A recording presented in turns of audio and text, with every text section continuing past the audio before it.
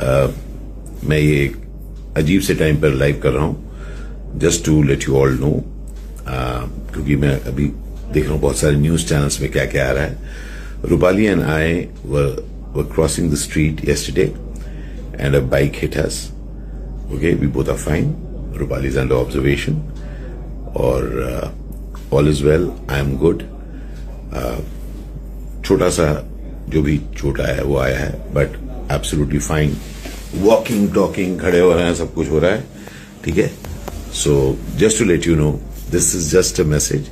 हाँ हुआ है, but we are good, nothing to sensationalize, and so that is where it is.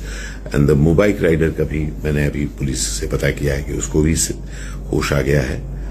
सबका अच्छा हो, सब ठीक रहें, आपसे भी यही बताना चाहते हैं। Thank you so very much.